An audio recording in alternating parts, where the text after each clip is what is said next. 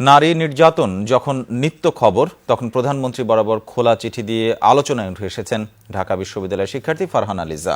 পুরো চিঠিতে তিনি বিচারহীনতার সংস্কৃতিতে অসহায়ত্ব তুলে ধরেন। তবে এই খোলা চিঠিকে ভালোভাবে নেননি অনেকেই, মিলেছে অশ্রাব্য কটূক্তিও। বিস্তারিত জানাচ্ছেন ফারহানা ন্যান্সি।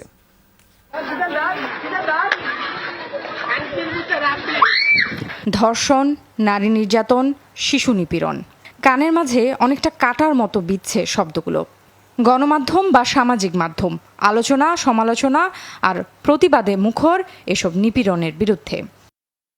এসবের মাঝে প্রধানমন্ত্রী বরাবর ঢাকা বিশ্ববিদ্যালয়ের ইসলামিক স্টাডিজ বিভাগের শিক্ষার্থী ফারহানা লিজার খোলা চিঠি উঠে আসে আলোচনায়।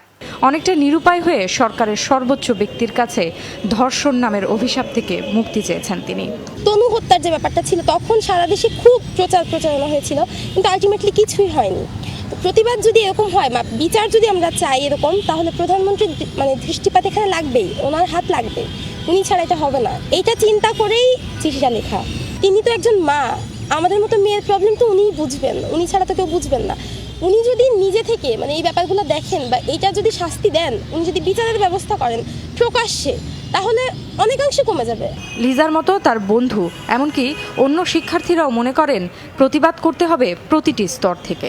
সে ফেসবুকে লিখেছিল বলে আমার মাথাতেও এটা এসেছে যে আমাকে নিজের প্রতিরক্ষার জন্য কিছু রাখতে হবে আমার সঙ্গে। তখন থেকে আমি নিজেও আমার কাছে পিন রেখে দিই। খোলা চিঠিটা লিখেছে সেটা হচ্ছে প্রত্যেকটা মেয়েরই মনের কথা, এবং সে একান্ত নিরুপায় হয়ে লিখছে। মেয়েদের এটা ছোটবেলা থেকে শেখানো উচিত যে যাই হোক তোমার সাথে এটা প্রতিবাদ, সাথে সাথে এটার প্রতিবাদ করা উচিত। প্রধানমন্ত্রী বরাবর খোলা চিঠি লেখাটাকে ভালোভাবে নেননি অনেকে, এজন্য অশ্রাব্য কথাও শুনতে হয়েছে লিজাকে। চিঠিটা লেখার পরে যেই আমার কাছে যেই মেসেজগুলো আসছে, বেশিরভাগ মেসেজে এরকম লেখা যে বাবা মাকে না জানায় যখন রুম ডেটে যাও তখন ভয় করে না, যে একা একা বের হতে তোমার ভয় লাগে। যার বরাবর লিজার এই আকুতি, তার কাছে কি তা পৌঁছেছে?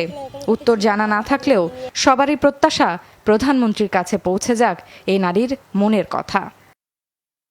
ফারহানা ন্যান্সি, যমুনা নিউজ, ঢাকা।